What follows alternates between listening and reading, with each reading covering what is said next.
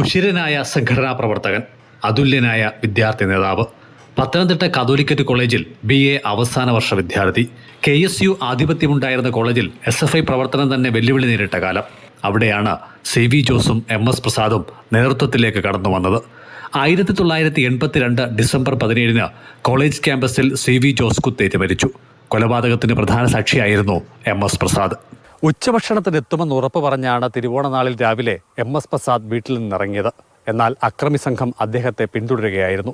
Chittar depot മൈതാനത്തിന് സമീപം വെച്ച് പ്രതികൾ ബോംബെറിഞ്ഞ് ഭീകരാന്തരീക്ഷം സൃഷ്ടിച്ചു.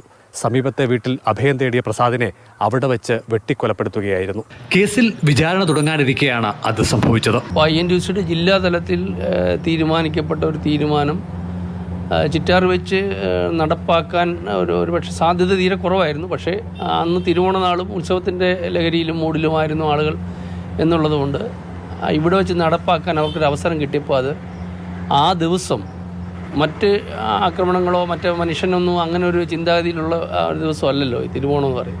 വർഷങ്ങൾക്ക് മുൻപ് കുടുംബം പാർട്ടിക്ക് കൈമാറിയ ചിറ്റാറിലെ ചുവന്ന മണ്ണ MS പ്രസാദിനെ ഏറ്റുവാങ്ങി. അവിടെ പിന്നീട് രക്തസാക്ഷി കുടീരവും ഉയർന്നു. പലതവണ പത്തനംതിട്ടയിലും പലയിടങ്ങളിലും വെച്ച് പ്രസാദിന് നേരെ ആക്രമണം INTUCയുടെയും KSUവിൻ്റെയും യൂത്ത് കോൺഗ്രസിൻ്റെയും നേതൃത്വത്തിലുണ്ടായിട്ടുണ്ട്. അവിടെയൊക്കെ പലപ്പോഴും അത്ഭുതകരമായിട്ട് രക്ഷപ്പെട്ട് പോരുക ചെയ്തിട്ടുള്ളത്. അപ്പം അങ്ങനെ നിരന്തര ആക്രമണം ഉണ്ടായ ഘട്ടത്തിൽ പാർട്ടി DC ഓഫീസിലായിരുന്നു സ്ഥിരമായി താമസിച്ചുകൊണ്ടിരുന്നത്. അവധി ദിവസങ്ങളിലൊക്കെയാണ് ഇവിടെ എത്താറുണ്ടായിരുന്നത്. പ്രാണനിൽ അലിഞ്ഞ രാഷ്ട്രീയം കുടുംബാംഗങ്ങളെ പാർട്ടിയോട് കൂടുതൽ അടുപ്പിച്ചു.